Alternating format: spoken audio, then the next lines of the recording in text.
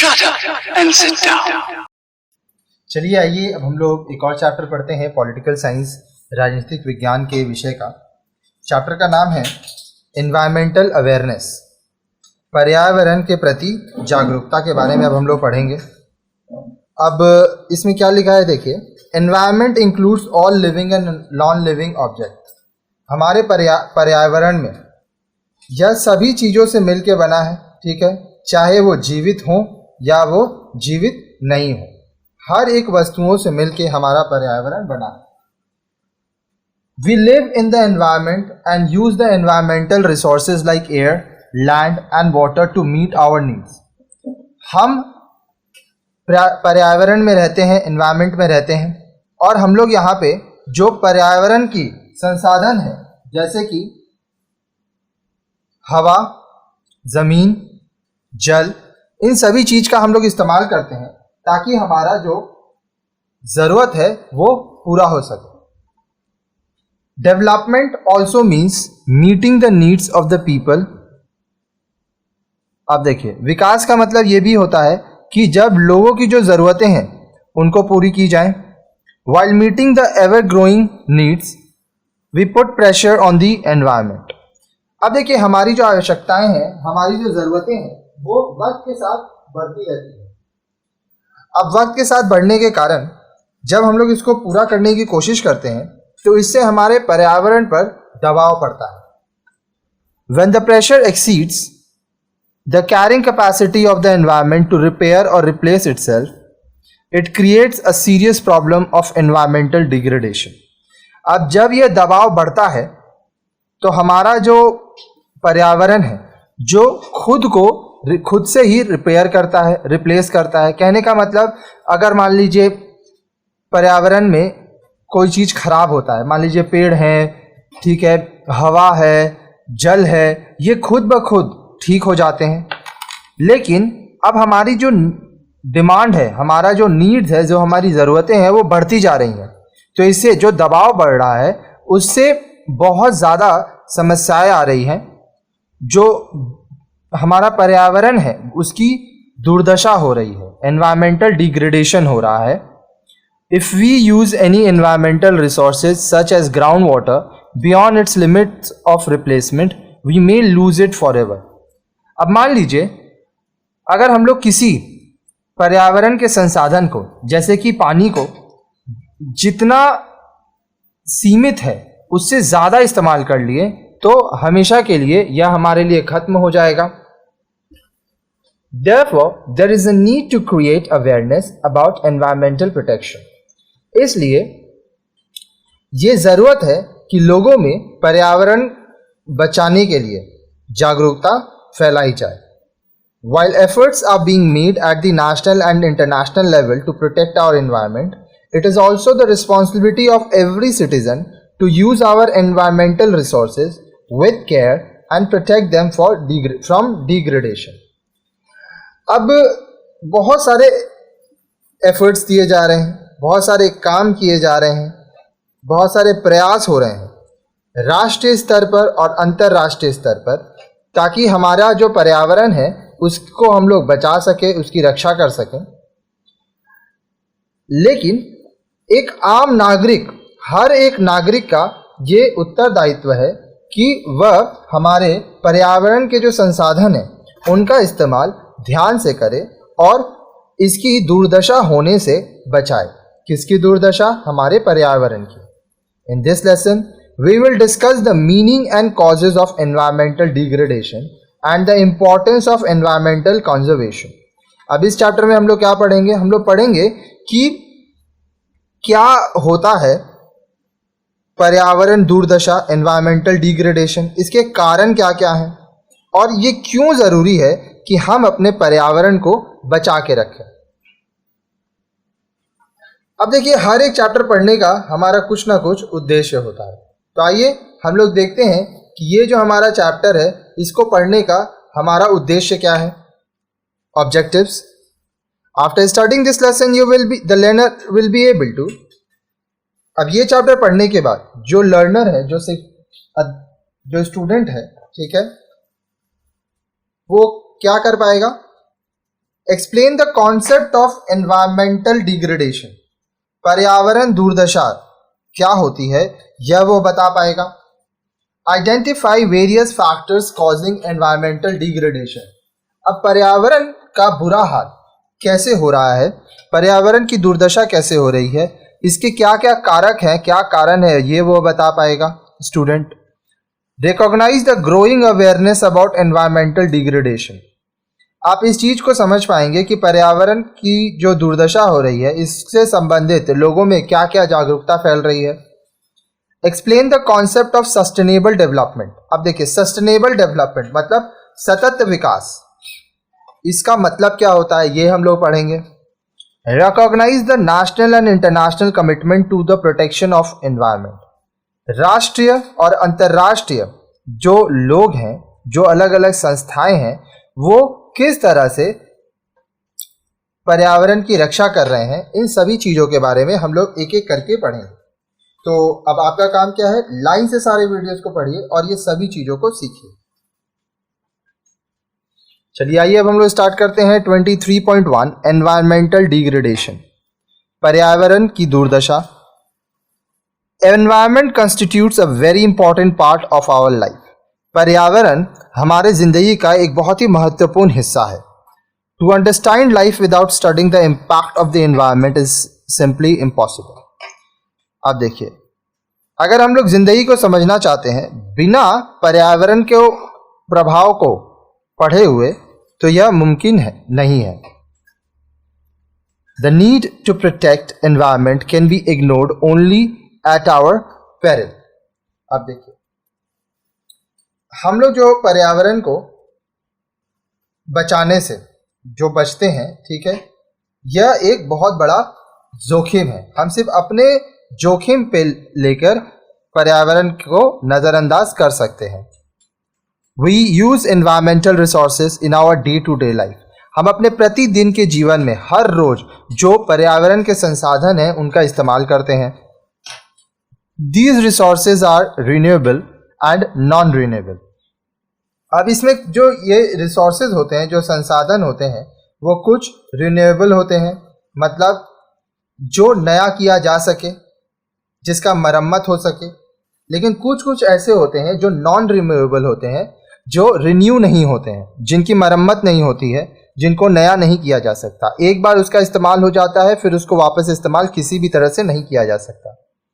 We have to be more cautious in consuming non-renewable resources like coal and petroleum, which are prone to depletion.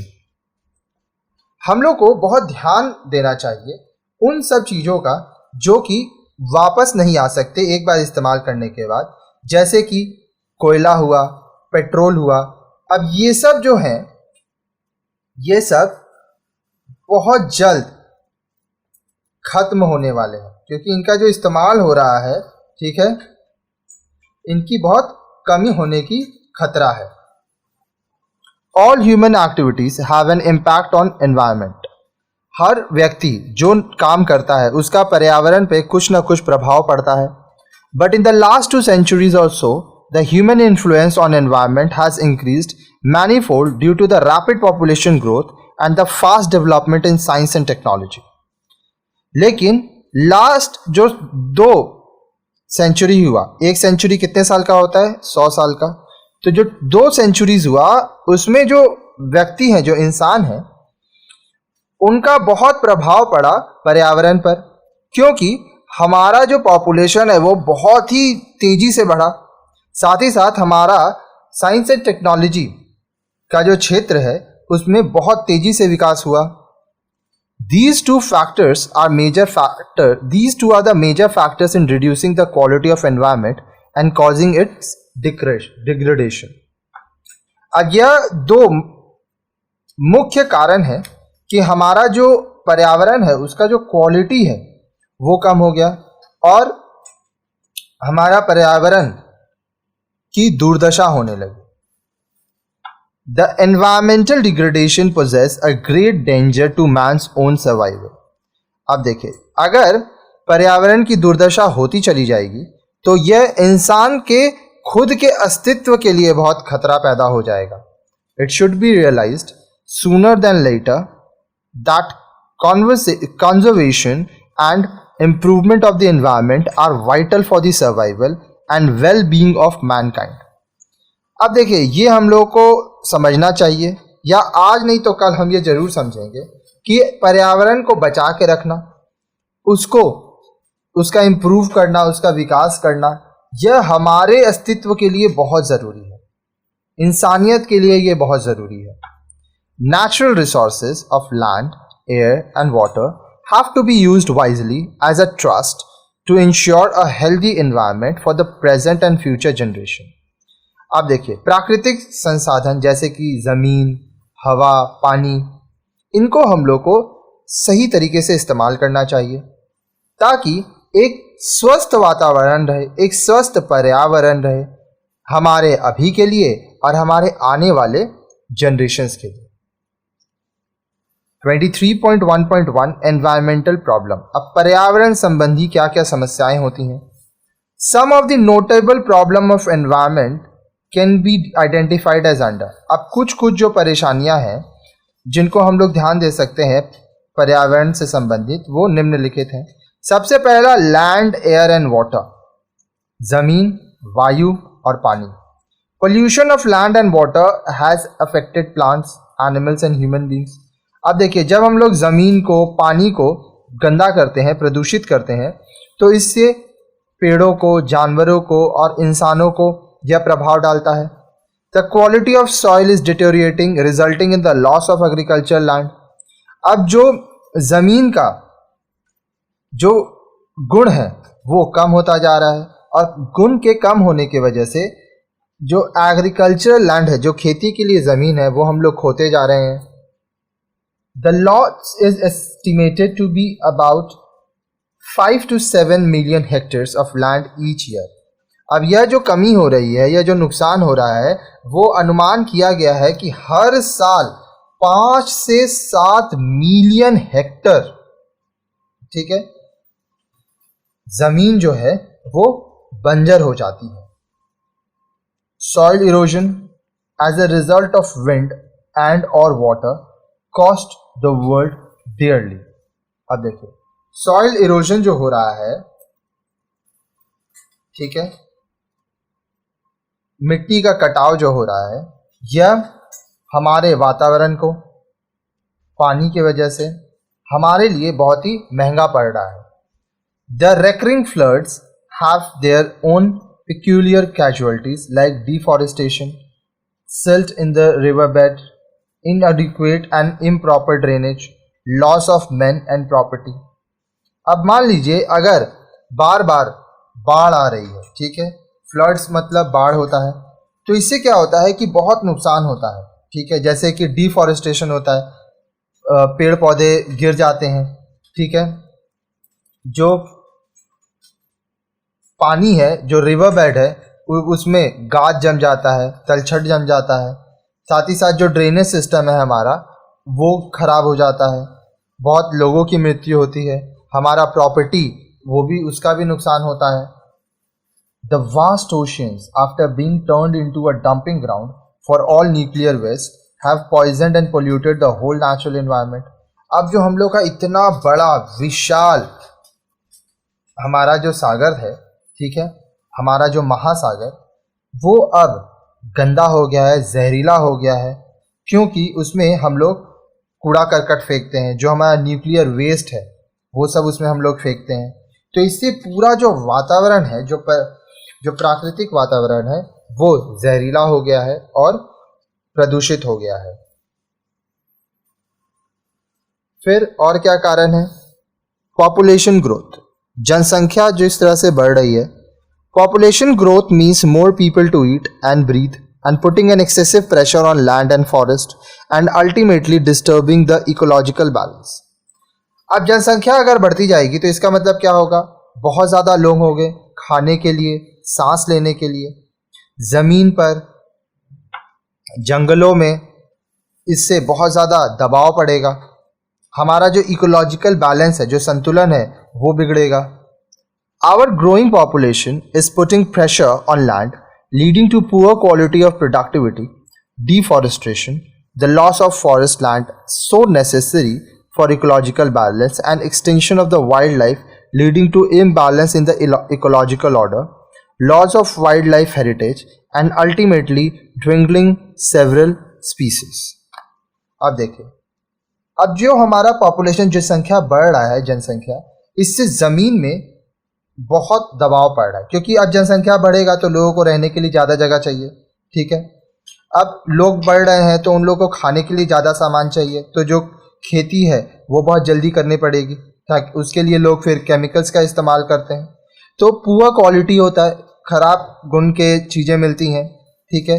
आप लोगों को बोलते हुए सुने होंगे कि पहले के ज़माने में मिलावट कम था और आजकल मिलावट ज़्यादा है। अब डिफॉरेस्टेशन हो रहा है, क्यों? समझिएगा, पहले लोग कम थे तो रहने के लिए जो जगह था वो वही था। आज लोग बढ़ गए लेकिन ज़मीन तो उतना ही है, तो लोग पेड़ काट रहे हैं और अपना आशियाना बसा रहे हैं। तो इससे क्या हो रहा है कि जो जंगल की ज़मीन है वो खो रही है, हमारा जो इकोलॉजिकल बैलेंस है, जो संतुलन है, ठीक है, वो खराब हो रहा है। जो वाइल्ड लाइफ है, ठीक है, जो जंगली जानवर रहते थे वो लुप्त हो रहे हैं, तो इससे भी हमारा इकोलॉजिकल जो बैलेंस है वो गड़बड़ हो रहा है। फिर हमारे, जैसे आप सुने होंगे, शेर कम हो रहे हैं। शेर क्या है? A tiger is a wild animal, ठीक है। बहुत लोग शेर बोलते हैं, बहुत लोग बाघ बोलते हैं, तो वो कम हो रहे हैं। और इससे जो बहुत सारे स्पीसीज़ है, बहुत सारी ऐसे प्रजातियां हैं, ठीक है, वो सिकुड़ती जा रही हैं, वो कम होती जा रही हैं। The growing population is not only a problem for the natural environment, it is a problem for any other aspect of environment, say for example social, economic and political etc. अब देखिए, जो जनसंख्या बढ़ रही है ये सिर्फ हमारे प्राकृतिक पर्यावरण के लिए समस्या का कारण नहीं है, ये हमारे पर्यावरण के दूसरे जो भाग हैं, जो दूसरी चीज़ें हैं, उनके लिए भी ये समस्या लाती है, जैसे कि हमारा समाज, हमारा आर्थिक स्थिति, हमारा राजनीति। फिर आता है urbanisation. Urbanisation is no less a source of pollution and therefore a threat to the environment. Urbanisation मतलब शहरीकरण, लोग शहर में रहने लगते हैं। अब शहर में क्या होता है? बहुत प्रदूषण होता है, ठीक है, इसलिए यह हमारे पर्यावरण के लिए खतरा है। Urbanisation means maddening race of people from villages to the cities. Urbanisation का मतलब क्या हुआ कि लोग गांव से शहर की तरफ दौड़ रहे हैं, ठीक है, पागल की तरह दौड़ रहे हैं शहर की तरफ, और वहां अपना आशियाना बसा रहे हैं, घर बसा रहे हैं। The net result of urbanisation is dirt, disease and disaster. आप देखिए, परिणाम क्या होता है अर्बनाइजेशन, शहरीकरण का? गंदगी बढ़ती है, बीमारियां बढ़ती हैं, आपदाएं बढ़ती हैं। In a state of growing urbanization, environmental problems like sanitation, ill health, housing, water supply and electricity supply keep expanding. अब देखिए, शहरीकरण बढ़ता जा रहा है, लोग शहर में रहने ज़्यादा आ रहे हैं, तो इससे बहुत सारे पर्यावरण संबंधी समस्याएं होती हैं, जैसे सैनिटेशन, जो हम लोग का मलमूत्र है, जो गंदगी है उसको निकालना, लोग बीमार होते हैं। घर, अब देखेंगे आप, बहुत सारा ऐसा घर है जहाँ पे एक एक रूम में बहुत लोग रह रहे हैं, हवा पानी तक नहीं आता है लेकिन फिर भी रहते हैं। वाटर सप्लाई, इलेक्ट्रिसिटी सप्लाई, ये बढ़ाता जा रहा है। On the other, the environmental degradation is caused in the rural life due to indiscriminate collection of firewood, overgrazing and depletion of other natural resources. दूसरी तरफ जो ग्रामीण जीवन है, जो लोग गांव में रहते हैं, वहाँ भी जो पर्यावरण है उसकी दुर्दशा हो रही है, क्योंकि लोग मनमाने ढंग से जलाने के लिए लकड़ियाँ इकट्ठा करते हैं। जो हमारे प्राकृतिक संसाधन है वो कम होते जा रहे हैं। इंडस्ट्रियलाइजेशन, औद्योगिकरण। Industrialisation coupled with the development of the means of transport and communication has not only polluted the environment but also had led to the shrinking of the natural resources. अब देखिए, जो बड़े बड़े उद्योग होते हैं, जो इंडस्ट्रीज होते हैं, ठीक है, ये हमारे ट्रांसपोर्ट सिस्टम, कम्युनिकेशन सिस्टम, ठीक है, इसमें बहुत डेवलपमेंट आया। लेकिन इसके साथ साथ यह हमारे वातावरण को भी बहुत प्रदूषित करते हैं। अब इसकी वजह से क्या होता है, हमारे जो प्राकृतिक संसाधन है वह सिकुड़ते जाते हैं, कम होते जाते हैं। Both ways the loss is really heavy. दोनों ही तरह से जो नुकसान हो रहा है वो बहुत ज़्यादा हो रहा है। Increasing level of heat fluxes, carbon dioxide and particulate, radioactive nuclear waste and the like create environment hazards. अब देखिए, धुआं निकलता है इंडस्ट्रीज से, उद्योगों से, ठीक है, कार्बन डाइऑक्साइड की मात्रा बढ़ती है, बहुत सारे particulate, radioactive nuclear waste निकलते हैं। ये हमारा जो पर्यावरण है इसका जो हाल है वो बहुत ही ज़्यादा बुरा कर देता है और यह हमारे लिए एक खतरा बनता है। On the other hand, the consumption of conventional source of energy leads to the loss of natural resources.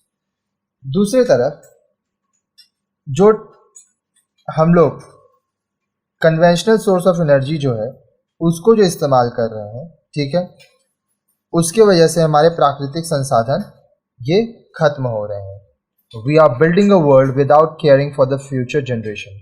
हम लोग एक ऐसी दुनिया बना रहे हैं जिसमें हम लोग आने वाले युग के लोगों के बारे में, अपने बच्चों के बारे में नहीं सोच रहे हैं। चलिए आइए अब हम लोग देखते हैं 23.2 अवेयरनेस अबाउट एनवायरमेंटल प्रोटेक्शन। अब पर्यावरण की सुरक्षा कैसे करनी है उसकी जागरूकता के बारे में हम लोग देखेंगे।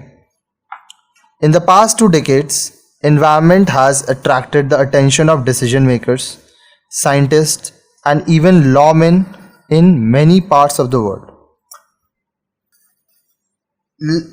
लास्ट 2 दशकों से पर्यावरण जो है वो बहुत सारे लोगों का ध्यान अपने तरफ खींचा है। डिसीजंस मेकर्स जो निर्णय लेते हैं, साइंटिस्ट और जो बहुत सारे जो लेमैन हैं, ठीक है, जो साधारण व्यक्ति हैं, उनकी भी बात करूं अगर पूरे दुनिया में, तो पर्यावरण संबंधी बहुत सारी चीज़ें हैं जिनके प्रति उनका ध्यान गया है।